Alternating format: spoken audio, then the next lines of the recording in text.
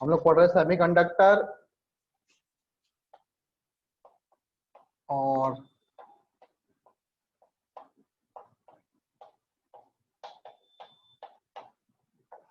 आज पढ़ेंगे हम लोग universal gate.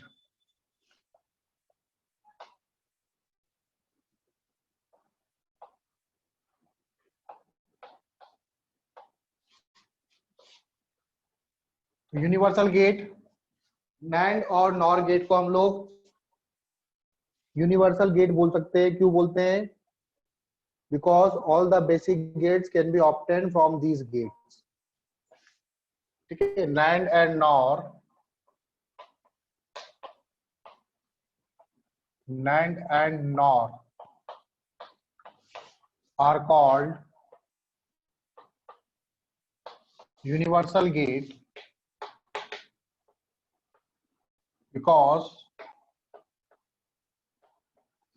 all basic gates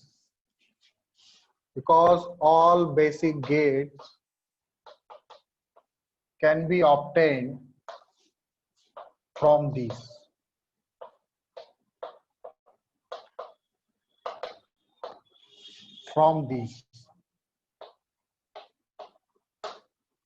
इनकी मदद से हम लोग बाकी गेट भी, जो बेसिक गेट है आपके एंड और नॉट, वो सारे गेट हम लोगों को या तो नैंड से या नॉर से मिल जाएगा। ठीक है, तो सबसे हम लोग बनाते हैं। सबसे पहले मैं लेता हूं NAND gate as universal gate, NAND gate as a universal gate. ठीक है, और फिर इसकी मदद से हम लोग बाकी सारे गेट बनाएंगे। NAND गेट, आपको सिर्फ NAND गेट दे रखा है और NAND गेट की मदद से ही आप लोगों को सारे गेट बनाने हैं। NAND गेट की मदद से ही आपको सारे गेट बनाने हैं। तो सबसे पहले हम लोग देखेंगे, हम लोगों को बनाना है सबसे पहले NOT gate. NOT gate from NAND gate, NOT gate from NAND।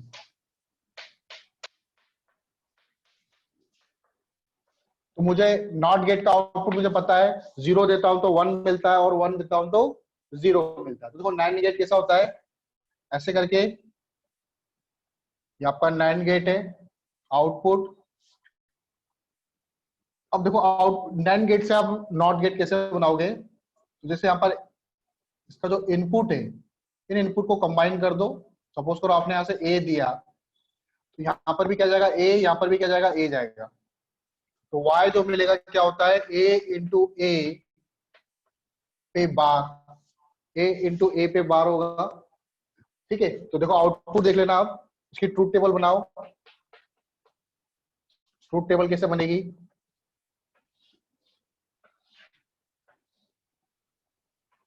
आपका आउटपुट ए है, सॉरी इनपुट में ए है और आउटपुट में y है। तो 0 दूंगा तो 0 इंटू 0, 0 इंटू 0 0 होता है, और फिर 0 पे बार क्या हो जाएगा, 1 हो जाएगा। फिर अगर मैं ए की जगह 1 दूंगा तो 1 इंटू 1 1 होता है, और 1 पे बार क्या हो जाएगा, 0 होगा। तो आप देखोगे ये जो आउटपुट है, ये तो किसका आउटपुट है, नॉट गेट के। तो हमने NAND गेट की मदद से नॉट गेट बना लिया। ठीक है, तो this is the truth table of NOT gate. So we obtain NOT gate from NAND gate. ठीक है, आगे देखो। अब मैं बनाऊंगा AND gate from NAND gate. AND gate बनाना है NAND से। दूसरा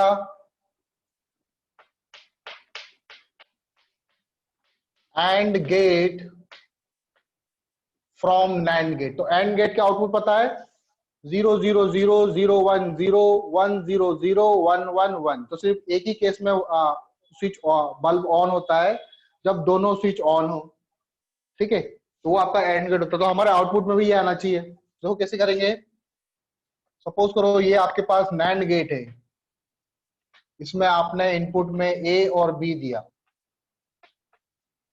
अब इसके आउटपुट को वापस से कंबाइन करके आप किस में डाल दो, वापस से एक दूसरे नैंड में डाल दो। ठीक है, तो यहां देखो आपको सपोज करो y1 मिल रहा है, y1 इक्वल टू क्या हो जाएगा, a डॉट b पर बार, यही होगा। और यहां पर आपको y मिलेगा, y क्या हो जाएगा, y1 पे बार। तो बार के ऊपर बार मतलब बार हट जाएगा। ट्रूथ टेबल बनाना चाहो तो बना लो।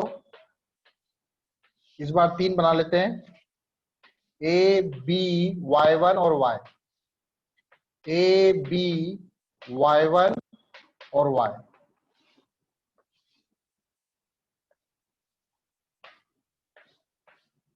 0 0 0 1 1 0 1 1, 0 0 देने पे 0 मिलेगा, 0 पे बार 1, 1 0 0 1 पे बार 1, सॉरी ये भी 1 होगा, ये 0 होगा।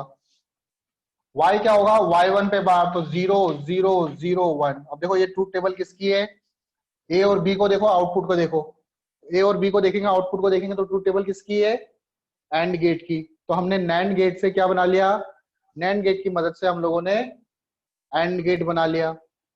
ठीक है, आगे देखो नेक्स्ट, अब हम बनाएंगे और गेट फ्रॉम नैंड गेट। ये थोड़ा इंपॉर्टेंट है, OR gate from NAND gate.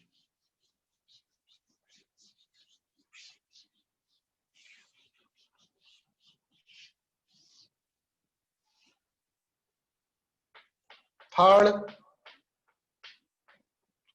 OR gate from NAND gate. तो देखो और गेट बनाने के लिए हमको क्या करना है, हमें 3 नैंड गेट लेने पड़ेंगे। ठीक है, यहां पर क्या करोगे आप, ए को ऐसे कंबाइन करके डाल दो, बी को भी ऐसे कंबाइन करके डाल दो।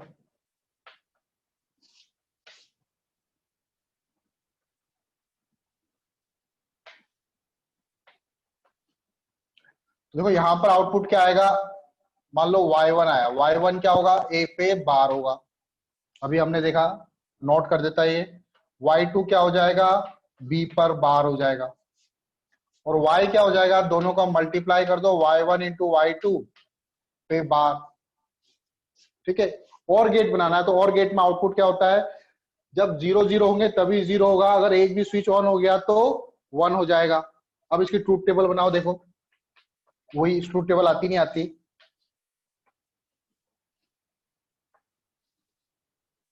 ए बी y1 y2 और y,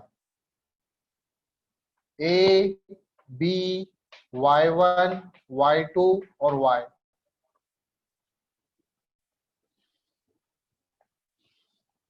ठीक है, इनपुट में 0 0 0 1 1 0 1 1।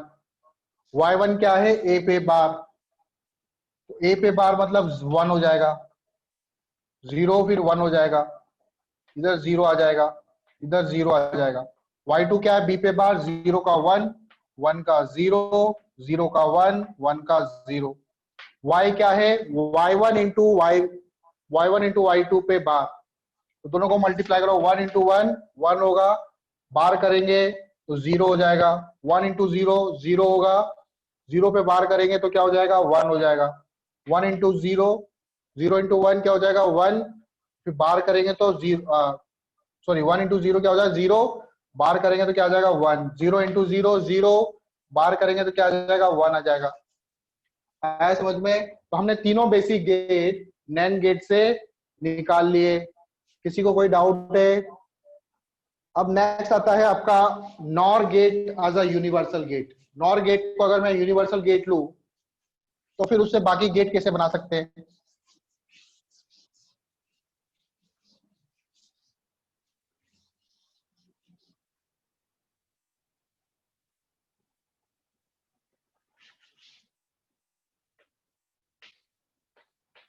Nor gate as a universal gate, तो सबसे पहले मुझे बनाना है क्या, NOT gate, NOT gate from NOR gate.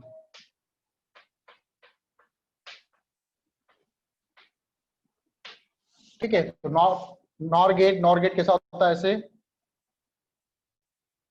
इसके आगे नॉट लगता है। ये आपका ए, इसको क्या करो कंबाइन करके डाल दो। आउटपुट में क्या आएगा आपका y, और ये क्या करता है सम करता है, यहाँ पे नॉट लगाए तो a प्लस ए पे बार कर देगा, a प्लस ए पे बार कर देगा। ट्रूथ टेबल बनाओ, देखो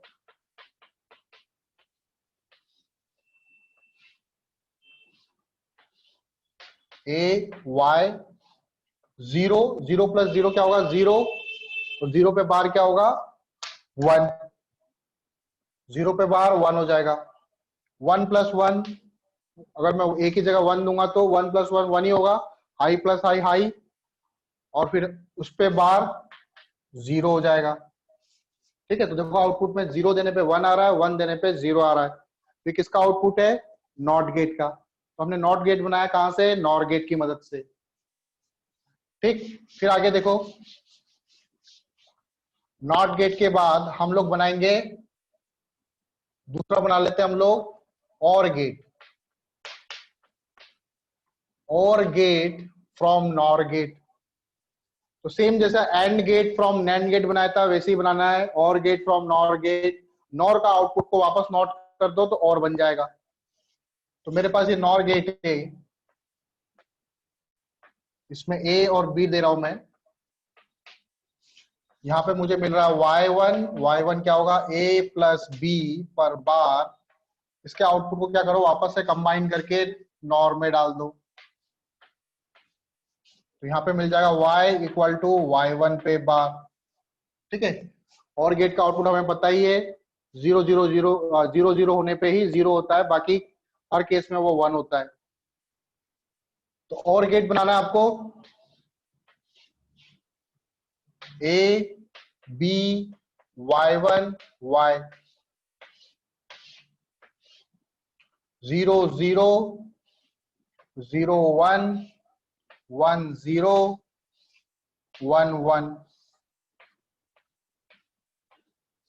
ठीक है, 0 0 0 1 1 0 1 1। 0 0 देने पे y1 कितना मिलेगा 0 0, 0 प्लस 0 0, 0 पे बार 1, 1 प्लस 0 1, 1 पे बार 0, 1 प्लस 0 1, 1 पे बार 0, फिर 0 आ जाएगा। फिर y क्या हो रहा है y1 पे बार 1 का 0 हो जाएगा, 0 का 1 1 1। तो this is the output of और गेट। तो ये और गेट बन गया हमारा, इसकी मदद से, नॉर गेट की मदद से। ठीक, नेक्स्ट देखो अब थर्ड, अब मुझे बनाना नैंड गेट, नैंड नहीं सॉरी एंड गेट बनाना है। एंड गेट बनाना है नॉर गेट की मदद से।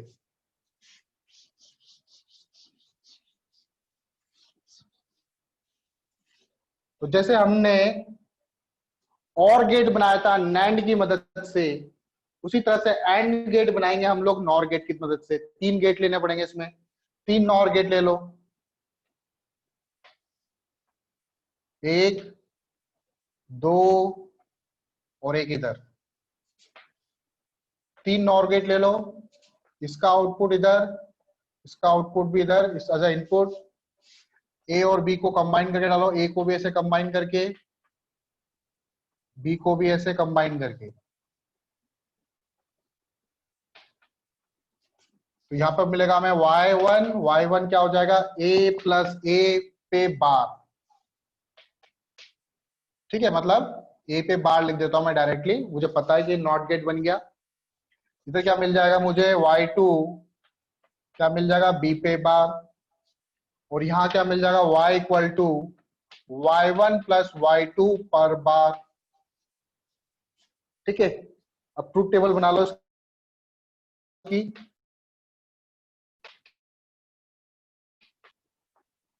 a b y1 y2, a b y1 y2 और y, 0 0 0 1 1 0 1 1, 0 0 0 1 1 0 1 1। ठीक है, तो y1 क्या है y1 है आपका a पे बार, तो 0 का आएगा 1, 0 का आएगा 1, 1 का आएगा 0, 1 का आएगा 0। y2 क्या है b पे बार, तो 0 का आएगा 1, 1 का आएगा 0, 0 का आएगा 1, 1 का आएगा 0। y क्या है, y1 प्लस y2 पे बार, 1 प्लस 1 1, और 1 पे बार क्या होता है 0।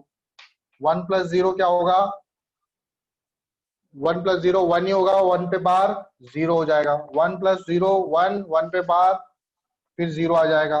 0 प्लस 0 0, 0 पे बार 1 हो जाएगा। तो देखो 0 0 0 1, ये किसका आउटपुट होता है, एंड गेट का। तो हमने एंड गेट बना लिया किसकी मदद से, नॉर गेट की मदद से। ठीक है, तो ये आपका लॉजिक गेट खत्म हो गया। कंसेप्ट ऑफ होल्स, टॉपिक डालो, concept of holes in semiconductor.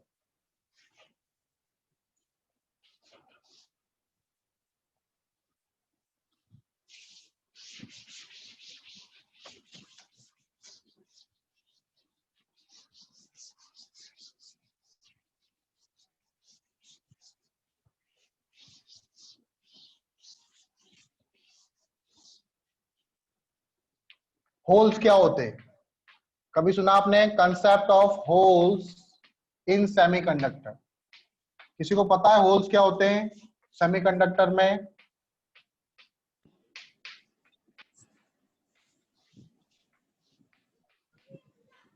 कोई कुछ बोलना चाहता है? जब इलेक्ट्रॉन मूव कंसेप्ट कर ऑफ, जाता है वहां पे स्पेस बनता है उसको होल्स कहते हैं। हाँ, जब इलेक्ट्रॉन क्या होता है, मूव कर जाता है कौन से बैंड से कौन से बैंड में, वैलेंस बैंड से कंडक्शन बैंड में मूव कर जाता है, तो उसको क्या बोलते हैं हम लोग, होल्स बोलते हैं। वो खाली स्पेस को भी बताता हूं मैं। ठीक है, एक्चुअली बैंड क्या होता है, energy band.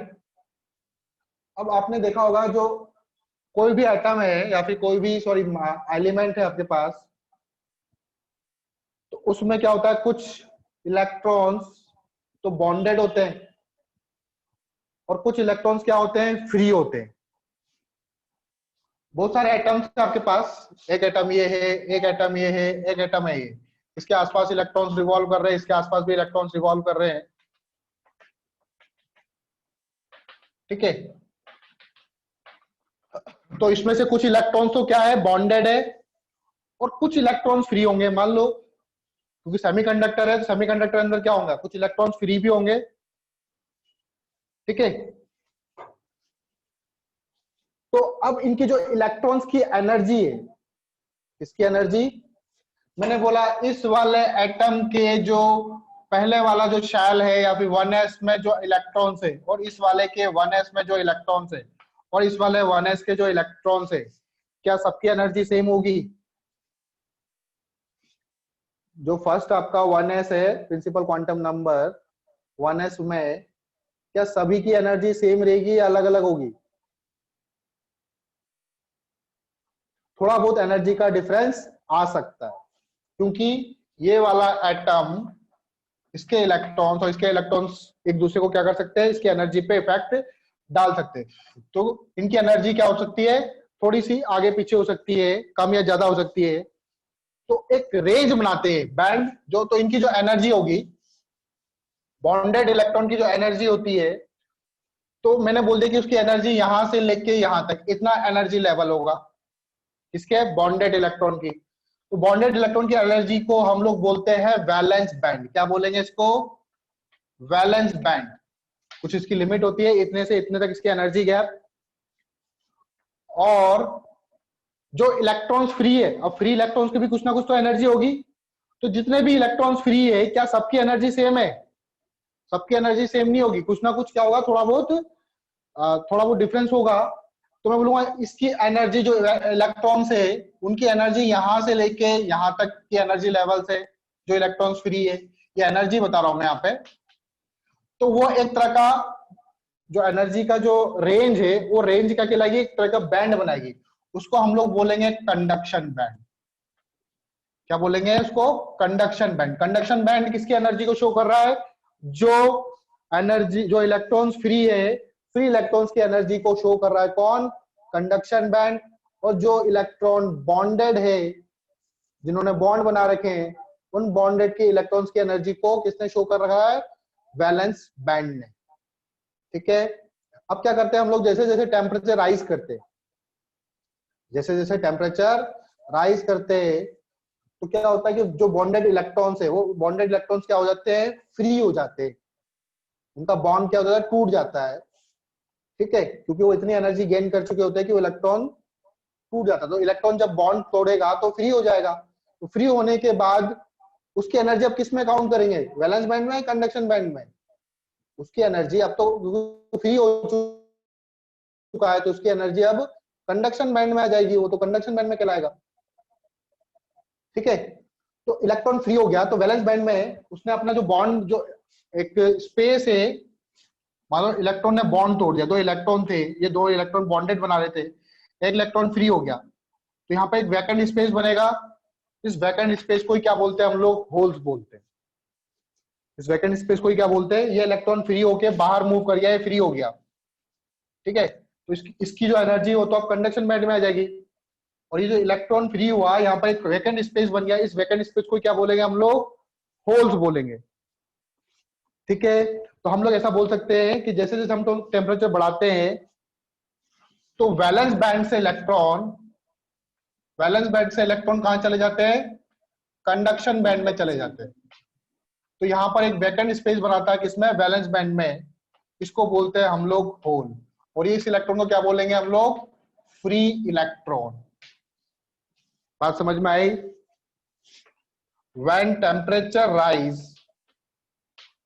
when temperature increases, electrons from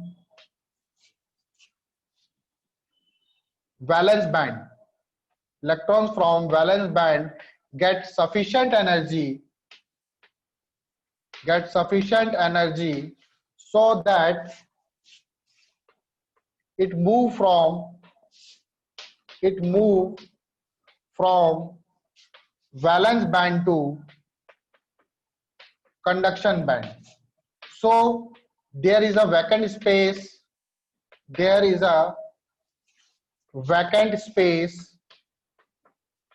in valence band, which is called